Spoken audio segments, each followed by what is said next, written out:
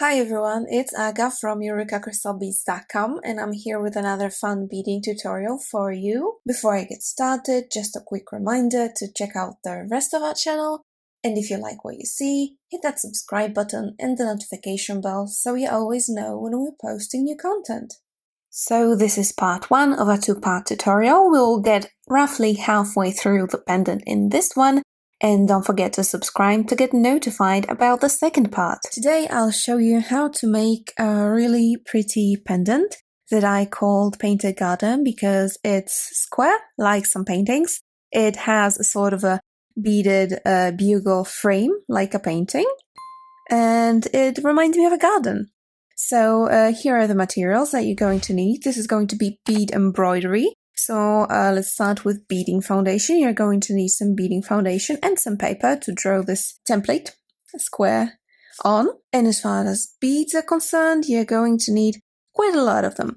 The main role, I think, is played by Prong Beads and SuperDuo beads and one single cabochon, 2-hole bead. But apart from that, you're also going to need bugle beads. These are 6mm bugle beads. And Toho round beads, one in size 8/0, the same color in size 11/0 and 15/0, and 2 more colors in 11/0. If you don't have any of these colors, but like the size is okay, that will be alright too, just the colors would look different, but I'm sure they're going to be fine. Anyway, apart from that, you're going to need a needle, obviously. I'm going to be using size 12 needle, but a size 11 and 10 are also going to be quite fine. You're going to need thread, and I'll be using 2 threads to match the 2 colors in my work. Purple, and I believe this is called sand brown or ash, something like that. It's not going to be very visible, so you can use whichever color you like. Whichever you have, scissors to cut off all the excess foundation and etc. Glue to stick it all together. And finally, ultra suede or any other finishing material of your choice. Let's start. The first thing we need to do is to put a shape on our foundation. So what I have here is I have pre-cut this square that has a side of exactly 1.5 inch. So 1.5 inch side, and you just cut it out from paper. And now I'm going to trace it on my beading foundation, some distance from the edges, so keeping this kind of a margin because I personally find it more convenient. And I'm just going to trace this square on my foundation.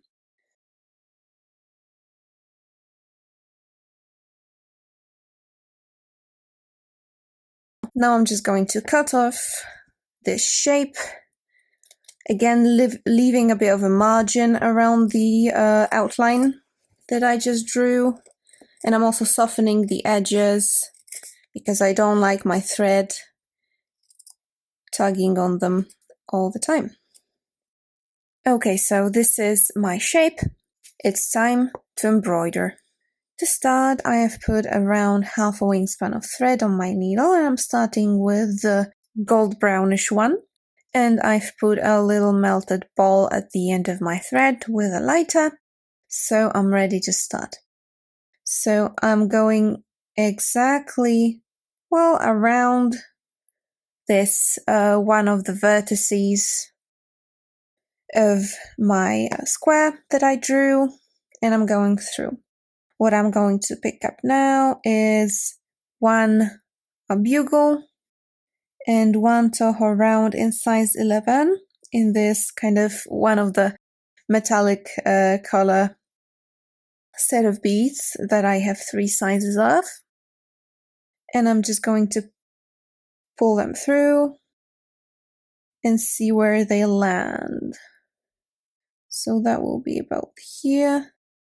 You can also use the method of like putting all the beads on your thread and then going over the beads with a thread like in between them. What I prefer to do is I just go back this one bead,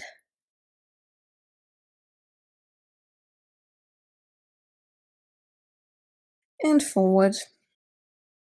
And again, I'm picking up one bugle and one Toho 11-0. And what we're doing now, you may notice, is like a frame for our pendant. And again, I'm just coming back one.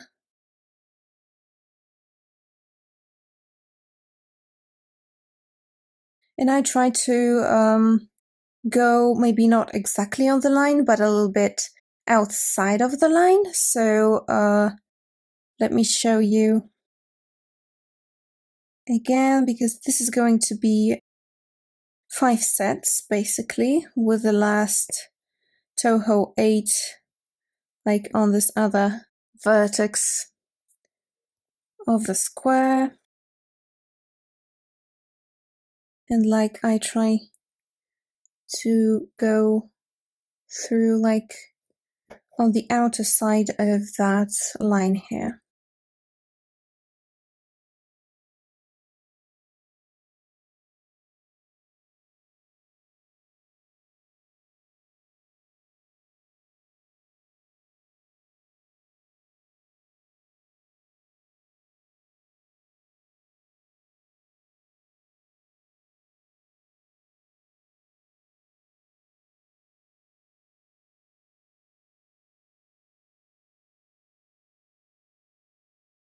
Okay, so this is my last bugle and my last Toho 11. And as you can see, this Toho 11 now is going to fall exactly here as I'm making a turn. And what I want to do is attach it like on 2 separate sides of this vertex. So like this thread is coming in here, and I'm going to attach the back of it by going like through on the other side, maybe a little bit closer. Okay, so that when I go through the bead, it will go like this. Like it's not straight, but it's at an angle like this. And now I'm going to be doing that 4 more times to fill up the other 3 more times to fill up the other 3 walls. I'm just coming back to you to show you that it may not always be the case that you end up precisely at the end of your line. So here I have to go a little bit over that line that I drew. So I'm just pretending that this line is a little bit further,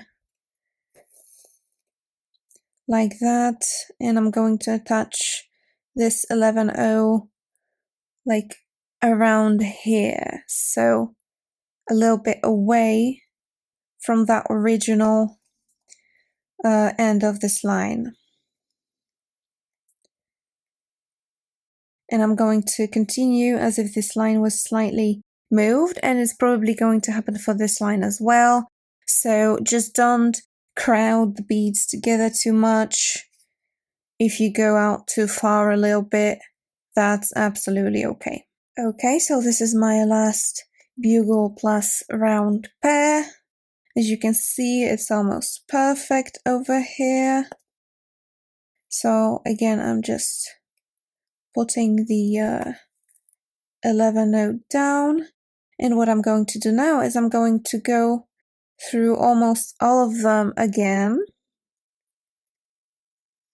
But to make these points even more pointy, I'm not going to go through these final 11 O's. So I'm just going to come out of this bugle and come in to the next bugle. Just like that.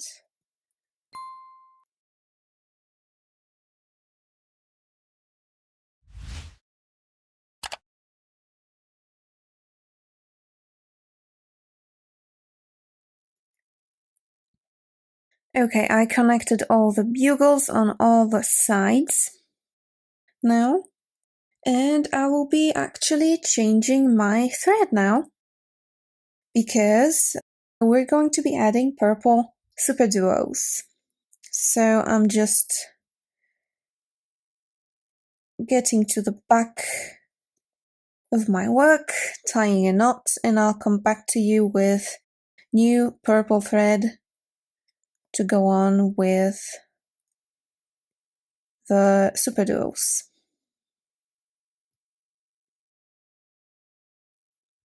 Okay, so I got my thread on, and actually the first thing I'll be doing is not adding the superduos, but going like on one side of this point here, this angle, and I'm picking up one of the lighter 11-0 beads, lighter green. This one here is, I think, semi-glazed lemongrass, and I'm just putting in over here like this.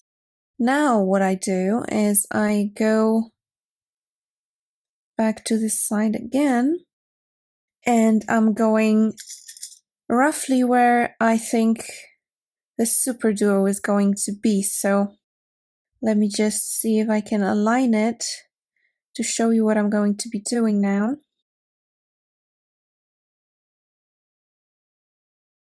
So the superduo is going to be here, so I need to go with my needle through the foundation around where I think the hole is going to be, the lower hole, the first hole, maybe just a little bit closer to that 11-0. So I'm just coming in about here, and now checking both of the holes, I pick up 3 superduos. So I just put my needle on the other side of this 11-0 over here, and when I pull tight, they're just gonna align themselves like this, like a beautiful little flower. Now I'm on this side, so I go with my needle over here around the second hole to attach this duo to the foundation. And at this point, I'm just going through the one duo and on the other side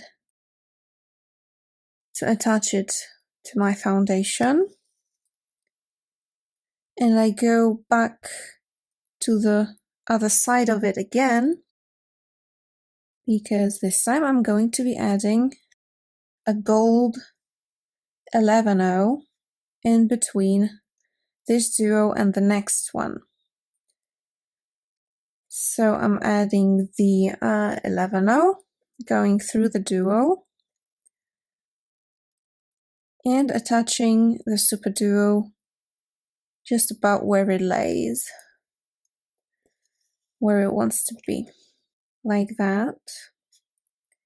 And again, I'm coming out with my needle on the other side, around its other hole, to ensure that it's attached on both sides. Going through, just pulling it tight together, and again picking up one 11-0 and going through that last duo in here and attaching it to the foundation. If at any point any of the duos gets like a little bit crooked or it lays weird, you can always just go through the holes more times to attach them a little bit stronger to that foundation. Or if you want to reposition them slightly. But yeah, that's what it looks like. Now I want to do it on all the other edges, but I don't want my thread to like go straight to there because it's gonna get loose later on. So what I do is, so I'm here, and I'll just go behind that 11-0 in the frame and go through this final row again, up until here. This is going to also help strengthen this final row so that it's nice and sturdy and doesn't, fluctuate as much. So again, I'm adding the central green bead.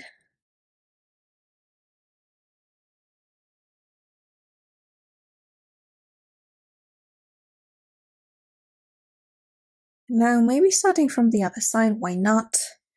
Picking up 3 superduos, making sure that their holes are all fine, and taking them to the other side, so to speak. Actually, I'm gonna go back to this side here, because it's gonna be more convenient for me to go on from this other side that I will be finishing this flower on. Okay, so I'll just finish all the remaining angle flowers, so to speak, and I'll come back to you when it's time for the next step. So I made my little flowers, I ended the thread with a knot in the back of my work, and I remembered I forgot to draw the center of the square in the beginning because we're going to need it. So I guess this is a mini tutorial within a tutorial how to find the center when you've already done some of the work. So I'm just taking the square that I had in the beginning and I am folding it in half, and then once again on the other side. And here is my center, like here. So I just take my scissors and put a hole through the middle of this, right? So there's my center, but I also need to account for the little flower, so I'm just cutting off the edges of it. But if you have the opportunity, if you can, draw the center like in the beginning, then please do it. You won't have to find other ways to make this work. But as you can see, there's nothing like a lost chance, and you can always find your way out of a situation, like, right? So, okay, so this is it. Okay, so here's my hole, and I'm just putting a dot right through it. So this is where my center is. Okay, so I picked up the first color of the thread again, and what I'm going to do is now I'm going to attach this cabochon bead in the middle. So what I need to do is to go more or less so that it's in the center of the work. Or you know what I can do? I think I can even make like lines to the sides so that I know where this should go. So like right here. So I just push it down. And I'm attaching this cabochon bead in the center of my work.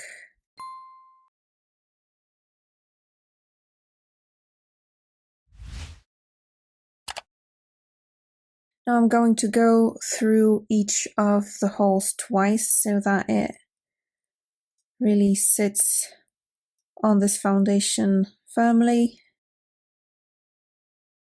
You don't really have to do this because we're going to sort of set it in the prong beads, but I'm going to go twice anyway.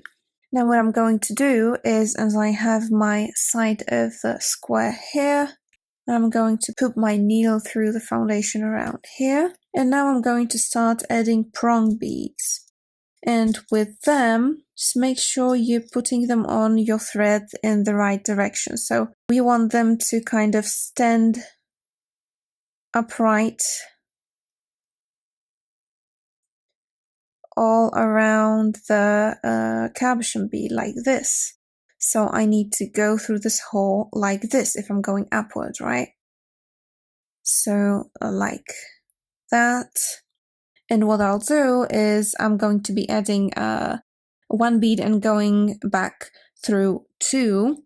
And I'm going to alternate between prong beads and 11-0 beads. But first I add two as I start. And as you'll notice, the prong beads are a little bit wider, so I'm not putting my needle very close to the cabochon bead, but just a little bit further.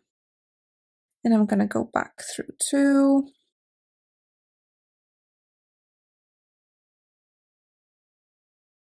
And now I'll add a single prong bead. Again, making sure I'm putting my needle through it the right way.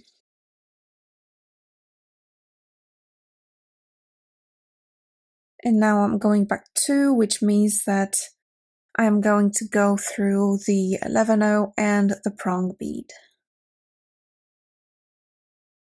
And you can just correct their position as you go so that they are nicely aligned. Now a single 11-0.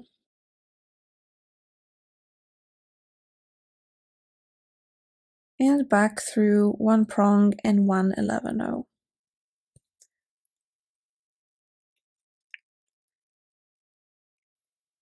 I'm just going to be doing the same thing.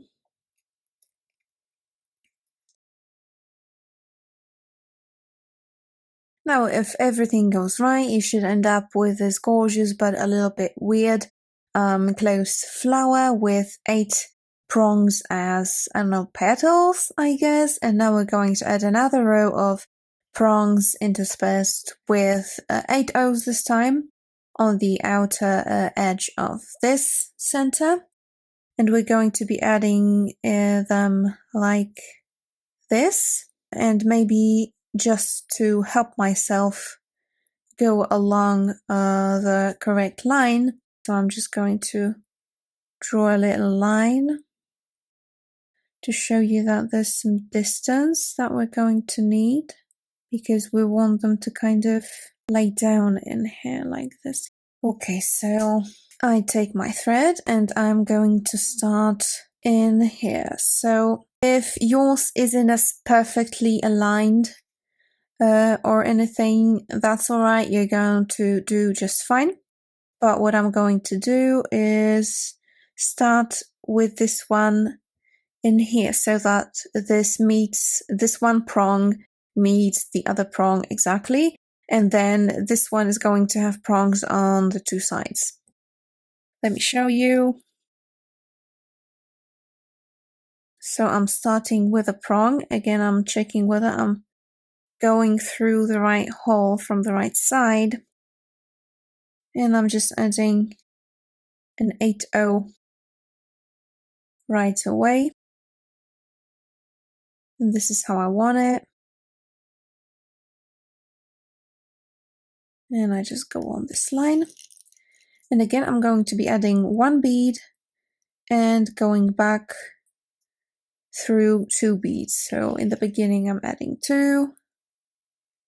And now I'm just going to be adding 1.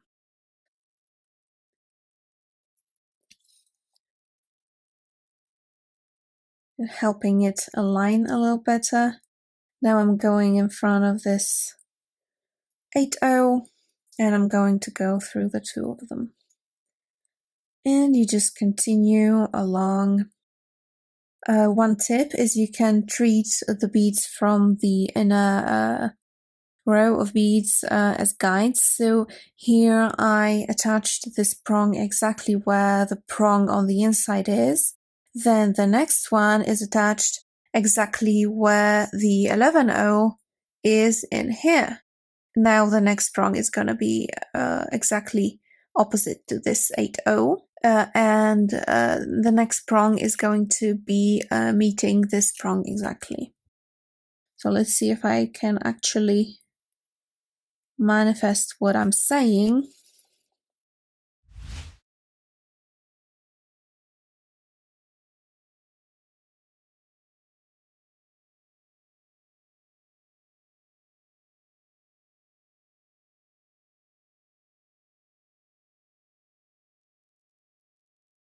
Okay, so this is more or less what it's going to look like. I'll make a full round and meet you right there. Okay, now this row is finished, and what just came to my mind, if you want to be really perfect about it, with all the prongs perfectly positioned, you can always just place the key prongs like this one that is right opposite to the inner one, or here. You can always just attach them to the foundation first and then just do everything in between them so that they always end up where they should. And now it's already cute and you could leave it like this, but I'm a bit of a perfectionist and I want almost all my space filled. So what I'm going to be doing now is I'm going to be adding 15 O's like underneath these 8 O's. So I take a 15 O because there are a little bit of gaps over there. So what I'm going to do is I'm just going to add little 15 O's in there just like this. And the next one. And I'm just putting them in like this. Because the 8 O's are going to be pushed a little bit away in this way, and they're going to make a nicer circle then, if they are pushed a little bit back. So I'm just adding single 15 O's, and in my opinion this looks also quite neat, like this. Okay, I'm just going to continue doing that for the remaining several gaps, and I'll come back to you in a moment. Okay guys, so even though this tutorial is not very difficult, it's going to be pretty long, so I've decided to do it in 2 parts. This is the end of part 1. In part 2 we're going to fill up the rest of the space and finish the pendant. For now, thank you so much for watching.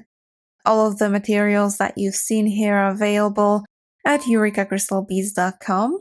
And also don't forget to subscribe if you are not a subscriber already. And see you in part 2.